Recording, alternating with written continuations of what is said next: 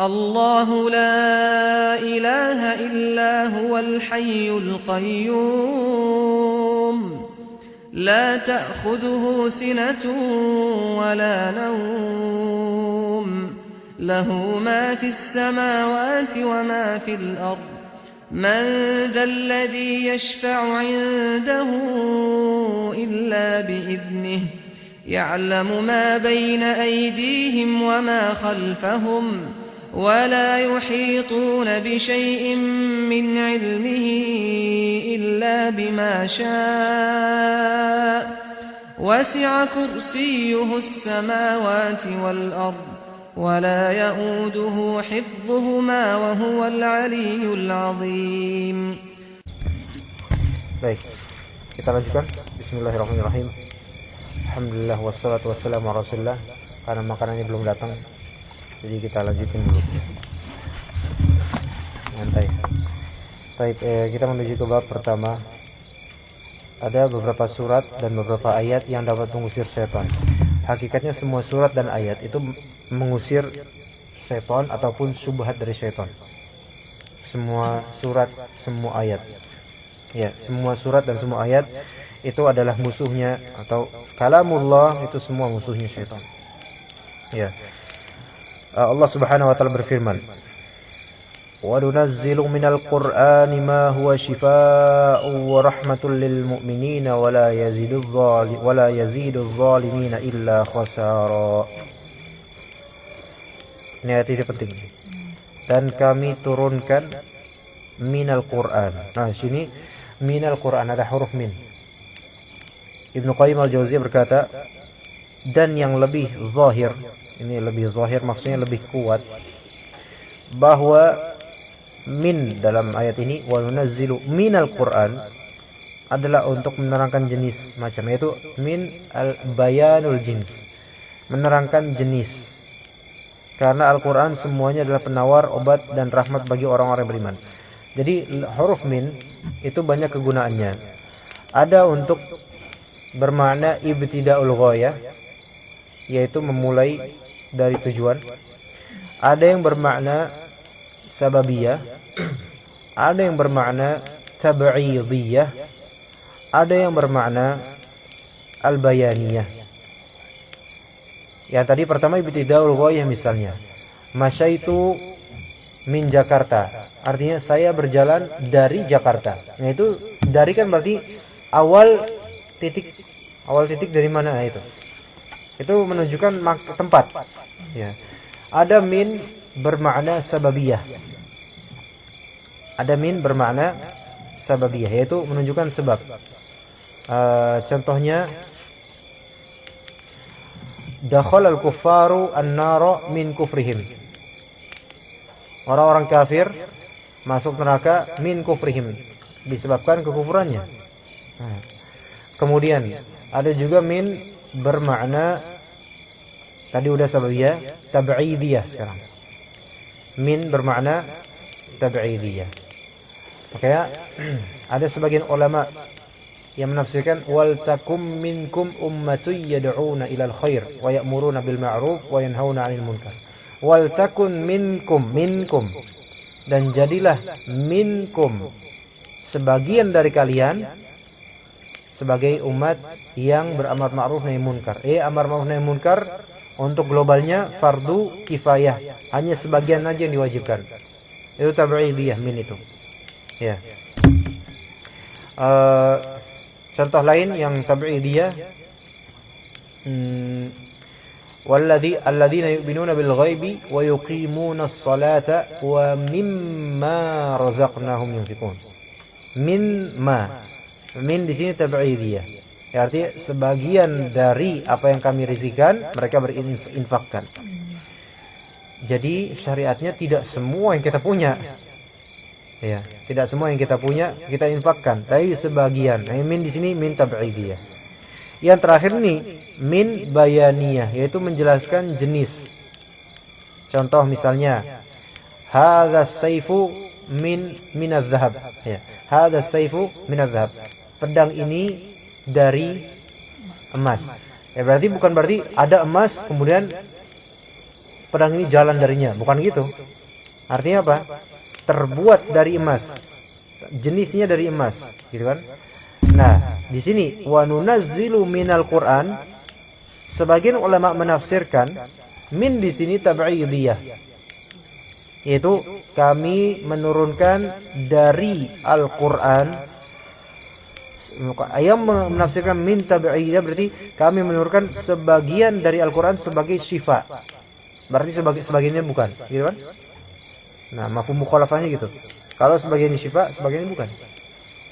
Tapi yang hak adalah min di sini insyaallah maknanya adalah min bayanul jins, yaitu kami menurunkan dari jenis Al-Qur'an. Jadi semua Al-Qur'an, semuanya dalam Al-Qur'an itu syifa. Kemudian Allah Ta'ala mentakbirkan di sini, mengatakan di sini nunazzilu, bukan nunzilu. Kan ada anzala yunzilu inzalan, ada nazzala yunazzilu tanzilan. Kalau misalnya keumuman kitab dengan anzala yunzilu, karena apa? Karena kitab sebelum Al-Qur'an itu turunnya tidak secara gradual, melainkan secara langsung. Langsung Taurat turun semuanya tanpa angsuran, tanpa cicilan. Nah, kalau misalnya ini Al-Qur'an turunnya gradual, yaitu berangsur. Makanya pakai nazzala yunazzilu. Ya, nazzala yunazzilu. Yaitu berangsur-angsur turunnya. Bertahap. Ya. Wa nunazzilu minal Qur'ani ma huwa syifa, yaitu syifa. Syif ini syifa ditakbirkan dengan, dikatakan dengan syifa, bukan dengan dawa. Nah, syifa sama dawa bedanya apa? Syifa itu penyembuh, dawa itu obat. Jadi syifa juga obat. Apa bedanya? Bedanya apa? Obat dengan penyembuh. Karena kitab da wa dawa, penyakit dan obatnya, ya kan? Da itu penyakit, dawa itu obat. Kata Nabi SAW, likul lidain dawa. Untuk setiap penyakit pasti ada obatnya. Tapi obat itu belum tentu menyembuhkan, kan? Nah, tapi kalau syifa, penyembuh, pasti dengan izin Allah menyembuhkan. Gitu loh. Cuma itu tergantung juga dengan keyakinan. Ya. Yakin enggak? Yakin enggak? Nah, kita kan tahu bahwasanya panah itu tergantung dari busurnya.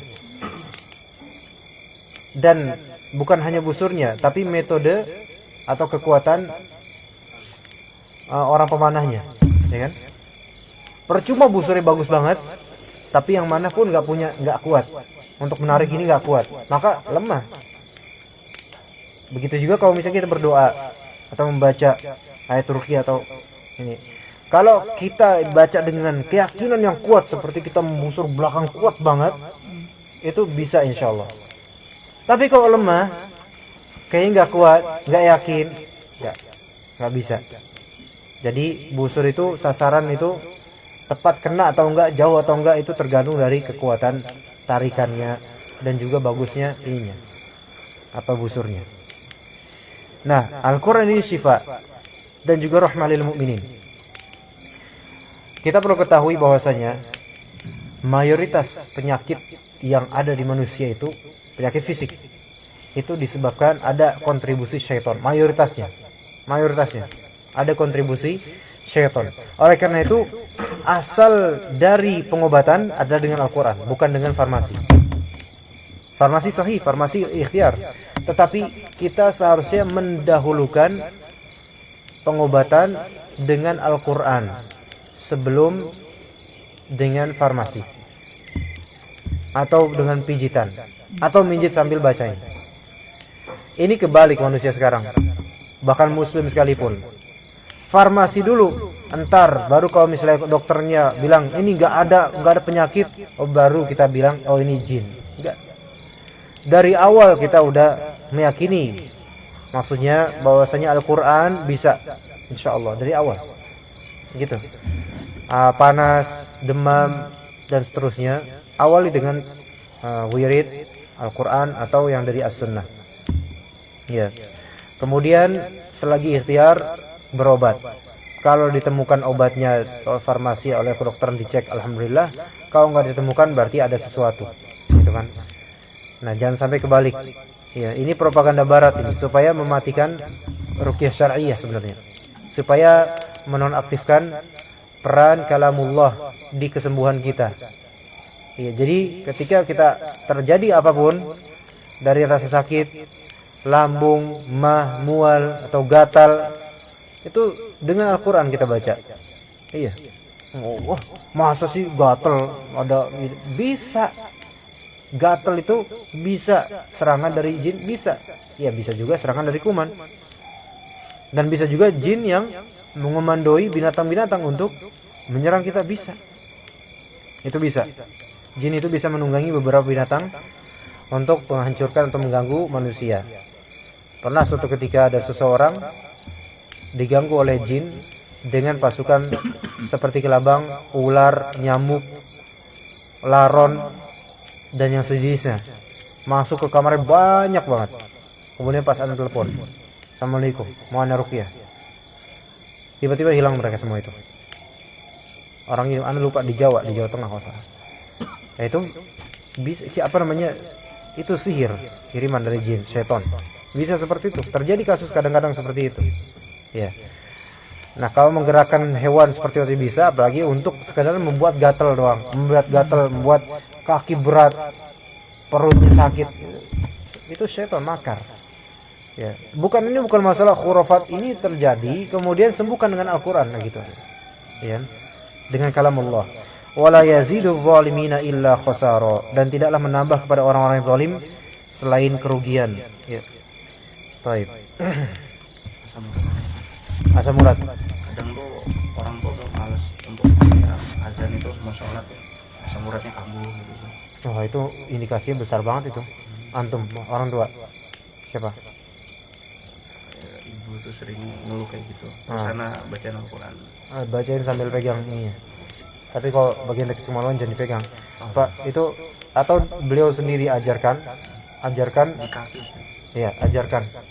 Maksudnya beri pengajaran.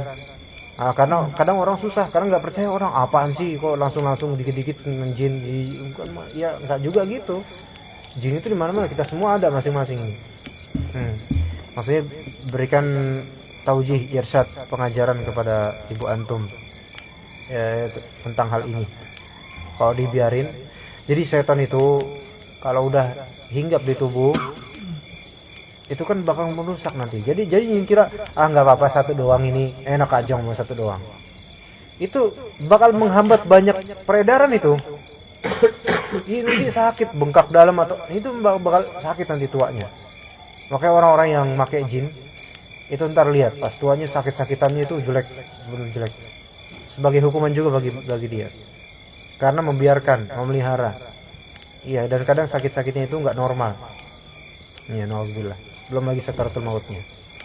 Jadi segera jangan diremehin hal kayak gini, segera diantisipasi, bukan antisipasi, dihindari, disembuhkan dengan izin Allah, diobati. Jangan dilama-lamain. Kalau misalnya mau lewat telepon, jauh orang tuanya. Lewat telepon nggak apa-apa. Orang tuanya pegang intinya bagian yang sakit. Ya. Kemudian ruqyah dengan ayat kursi dan semacamnya. Yang penting kan ibunya kan ada interaksi sama antum. Bukan dengan cara ibu antum nggak tahu di mana sekarang gitu kan. Kemudian antum ruqyah dari jarak jauh sekarang misalnya. Ya ibu antum nggak merasa apa-apa lah. Paham nggak maksudnya? Ada orang kayak gitu tuh. Dukun biasa kayak gitu tuh. Pakai izin itu. Bismillah, saya ruqyah itu fulan. Bismillahirrahmanirrahim. Dibacain.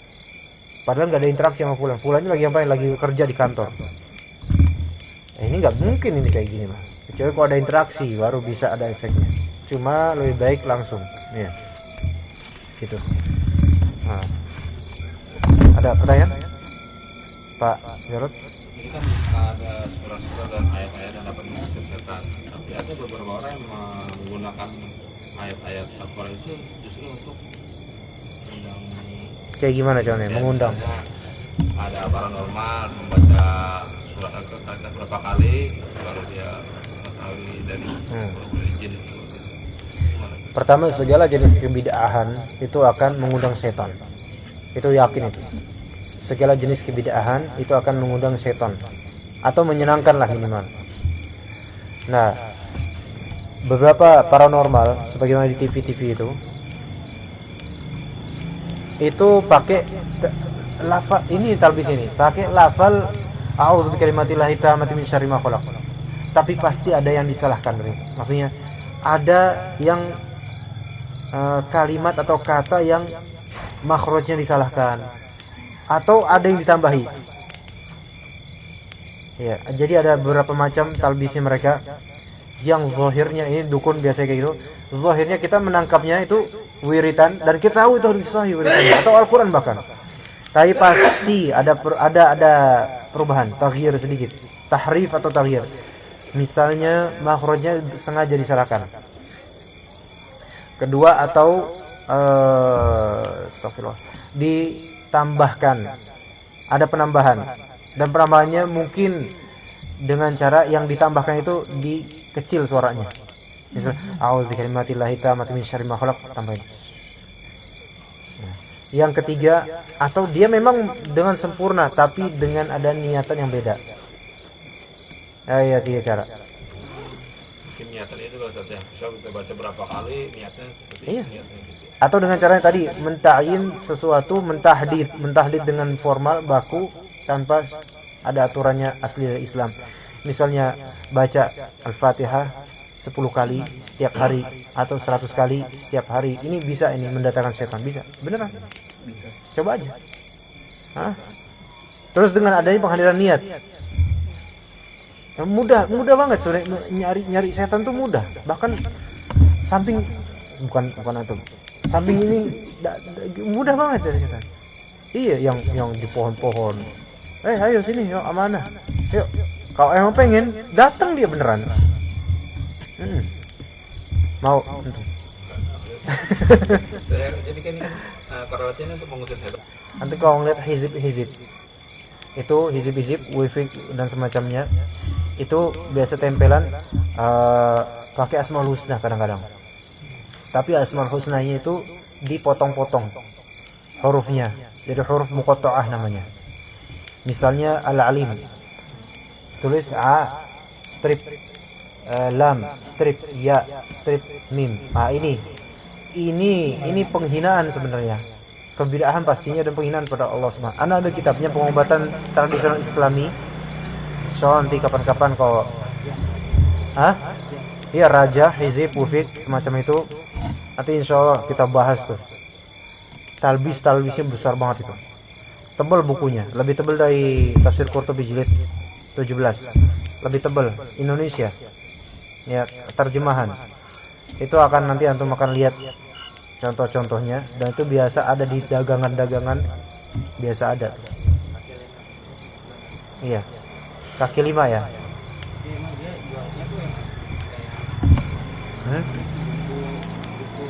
Oh iya. Iya. Itu di kaki 5 banyak di Jatinegara, di emperan-emperan tuh dijual banyak tuh pengobatan kayak gitu tuh. Nah, itu isinya Masya Allah. Nama-nama setannya banyak gitu. Insya Allah nanti antum akan ini benar-benar talbisnya Insya Allah ya, pada mungkin Sabtu depan sama Minggu depan apa Ahad Insya Allah Ta'ala. Lagi kan di masjid tertentu ada. Iya Pak. Iya silakan. Ini Pak siapa? Itu Sofyan. Pak Sofyan. Oh. Iya. Di masjid tertentu ada kaligrafi lah. Masjid siapa? Masjid tertentu gitu di. Ada la ilaha illallah, tapi dia kaligrafi di sini la ilaha illallah, di sini di mirror sebelah sini ya la ilaha illallahnya gitu. Paham enggak? Di mirror. Ya, dia tulisan la ilaha illallah, di sini la ilaha illallah, tapi di sini di mirror juga percaya dari sini la ilaha illallah kayak gitu. Nah, itu boleh enggak? Terbalik ya. Enggak boleh dong itu, enggak boleh. Enggak boleh kayak gitu. Ada kaligrafi seperti itu. Enggak boleh. Sebenarnya juga masjid nggak perlu kaligrafi sebenarnya. Iya. Ya kalau kayak gitu berarti emang harusnya itu kan berarti kan membalikan kan. Iya. Jadi bacanya terbalik gitu. Ya, kita biasa baca Quran dari kanan, ini dibalik lagi baca dari kiri gitu. Bisa, itu bisa jadi itu. Iya kan, jadi kan la-nya kan dimulai dari kanan ya. La-nya di sini ya. La i la ha gitu ya. Enggak boleh lah itu na'udzubillah. Iya bisa itu. Iya, salah satu cara membuat itu juga membalikkan kalimat. Iya benar bisa itu. Gimana hukum kita sholat di masjid? Cari yang lain. Enggak mungkin ini orangnya jahil. Maksudnya enggak langsung kita ini, mungkin jahil. Enggak. Mungkin buat seni doang atau gimana, mungkin enggak niatin itu gitu. Tapi walaupun enggak niatin itu terjadi gitu kan. Oh, iya. Jadi jangan sholat di situ lah. Kita bukan berarti enggak sah ya, karena Anda enggak tahu dalilnya juga yang membuat enggak sah. Beda masalah kuburan kan beda kok kuburan. Cari yang tempat lain, makruh lah minimal. Allah alam. Jangan gitu ya. Iya. Allah alam. Iya. Kak, ini lupa namanya siapa? Ah, iya. Dulu kalau di tempat saya ini ada ustaz yang mengajarkan tentang agama itu kan bagi agama Islam juga. Dari kecil mereka anak muridnya banyak nih. Dari kecil seperti ini nih belajar. Tiba-tiba udah belajar udah sampai bisa baca Al-Quran, lama-lama ketakuannya meningkat. Nah, ustaz tersebut mengajarkan suatu puasa yang tidak sunnah. Nah, dari situ diajarkan puasa yang tidak sunnah ini dari kayak ini. Puasa mutih bukan? Iya bisa jadi itu puasa 3 hari tapi makannya berbeda mungkin. Buah doang. Iya, buah doang. Nah, ujung-ujungnya sakit hati gede gitu mbak ini. Jadi ada syariat yang sesuai dengan agama Islam. Ujung-ujungnya mereka mungkin menganggap bahwa nanti lama-lama orang ini akan takwa. Tapi kalau saya setelah orang yang berpuasa itu, murid-murid yang berpuasa kayak itu, lama-lama bukan jadi malah jadi takwa, malah kemaksiatannya makin jadi gitu.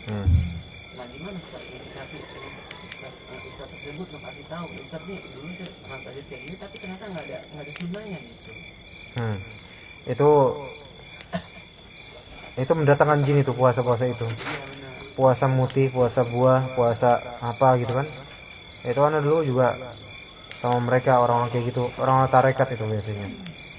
Iya, mereka bahkan nanti di bawah pohon nanti mungkin akan mendapatkan cahaya. Itu bisa itu. Maksudnya bisa itu terjadi gitu loh di mereka. Terus mengira itu cahaya dari Allah Ta'ala gitu kan. Cahaya dari Allah Ta'ala minaz zulumati ilan nur gitu kan. Kegelapan menuju ke nur, cahaya. Itu padahal setan itu. Setan yang datang. Setan bisa membuat seperti itu bisa. Nah, akhirnya tertipulah mereka, maghrur. Ya, dan itu yang diinginkan oleh setan. Akhirnya apa? Salat fardu itu malas lama-lama, agak malas, tapi untuk salat baru, tidak tirakat baru rajin. Semangat. Kemudian kadang mempunyai telepati atau apa gitu. Itu yang mereka kemudian itu. Enggak ada yang basicnya defaultnya itu dari ilmu syar'i, enggak ada. Yang menyimpang ini jarang ditemukan. Adapun yang basicnya ilmu syar'i, insyaallah mereka cepat kembali kepada kebenaran dan mau dinasihati. Dan orang-orang yang tadi antum itu yang pasti sulit dinasihati itu orang. Iya, karena salah satunya Ustaz Anak itu kayak gitu. Jadi kan ngajarin anak dari anak semua itu kan apa kalau ini nggak ada gitu. Iya. Mereka namanya kita merasa kayak gini. Nah, gimana cara ngasih tahunya gitu kan? Pelan-pelan antum pelan-pelan. Antum itu dengan penampakan antum gini aja, mereka pasti sebel. Iya benar. Karena apa? Karena mereka ada setan yang ngumpulin mereka untuk sebel. Masing-masing mereka ada setannya itu. Jadi kalau saya sholat di musola itu mereka bahkan nanya juga nggak mau. Nggak mau. Mereka ketemu antum tuh panas sebenarnya. Tahu itu komponen setannya. Itu emang kayak gitu orang kayak gitu. Ya. Terus mereka saling menghasut satu sama lain tentang antum. Jadi nggak mau gitu kan. Jadi kalau menurut saya bahkan salah hujan ya. Ayo Pak saya ajak pulang gitu kan. Mereka lebih rela ke hujanan daripada bareng payung sama saya. Tapi insya Allah antum doain terus. Antum bagus akhlaknya, terus doain terus, sedekahin apa, kasih apa. Itu juga seperti yang terjadi sini juga kayak gitu sebenarnya. Kasih motor, kasih motor, nah dapat hidayah sunnah langsung. Tapi insya Allah perlahan-lahan bakal ini kok, insya Allah. Jadi kan konsepnya orang kena gangguan sihir itu kena gangguan sihir itu ada lubang yang terbuka tadi. Itu cara nutupnya lagi. Kiasnya gitu wallahu alam kayak gimana gitu kan. Tapi ya, emang bisa cara Menutup membentengi lagi. ya tunggu sampai buulnya dicabut lah. Soalnya dari dulu tempat yang saya itu bilang nanti ada di level tertentu kita bisa nutup pintu itu. Nggak usah menghayal seperti itu, maksudnya itu nggak usah menghayal sampai segitunya. Maksudnya gini, serahkan kepada Allah untuk penutupan itu. Jadi bukan antum sebenarnya, bukan rupiah menutup, Allah gitu.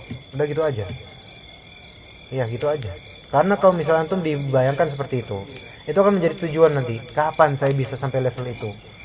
Bisa aja itu level yang tak akan tergapai karena mungkin nggak ada gitu loh. Itu biasanya perukiah macam-macam tuh metodenya tuh. Iya, nggak usah digituin. Maksudnya bisa aja kita menutup pintu itu bayangan yang dibuat oleh syaitan, bisa aja, walaupun nggak mesti ya, wallahu alam. Bisa jadi nggak usah itu kaburkan pemikiran itu, tapi tawakal aja sama Allah, serahkan sama Allah, nanti biar Allah yang menutup secara gaib, karena gaib itu kita nggak tahu nanti gimana, gitu aja. Jadi membentenginya terus saja untuk mengkaji Al-Quran As-Sunnah, kemudian sering wirid, zikir, kemudian yakin Allah Ta'ala pasti akan menghilangkan ini semua insya Allah gitu. Tapi bertahap, karena nggak bisa langsung. Iya nggak bisa, makanya bisa langsung kalau Allah izinin, cuman dari yang semua terjadi nggak langsung. Tapi kita break aja insya Allah, kita lanjutkan sampai besok. Kita lanjutkan kajian ini besok pagi setiap hari insya Allah. Ini kajian ini insya Allah sesi pertama ya. Yang ikut harian siapa nih? Kayaknya nggak ada yang ikut harian. Ini 1 minggu doang. Iya, yang ikut harian cuma 2. Awal-awalnya awal-awal kalau belakang susah punya. Awal-awal aja ya. Habis subuh langsung. Habis subuh langsung. Tapi di Masjid Hijau agak lama ini ya. Sholatnya? Ada ini ada Tausiah. Bacaan qiraah hadis ya. Pak Tasrifin biasanya. Pak Tasrifin mana? Ada Pak. tadi ya. Oke, insyaallah besok kita lanjutin setiap hari insyaallah untuk ini. Cuma memang metodenya mungkin nggak kayak qiraah kitab yang kemarin-kemarin. Ini lebih disarah, dijelaskan. Yang kemarin kan dibaca doang. Ya, kita tutup dengan doa kafaratul majlis. Subhanakallahumma bihamdika asyhadu an la ilaha illa anta astaghfiruka wa atubu ilaik.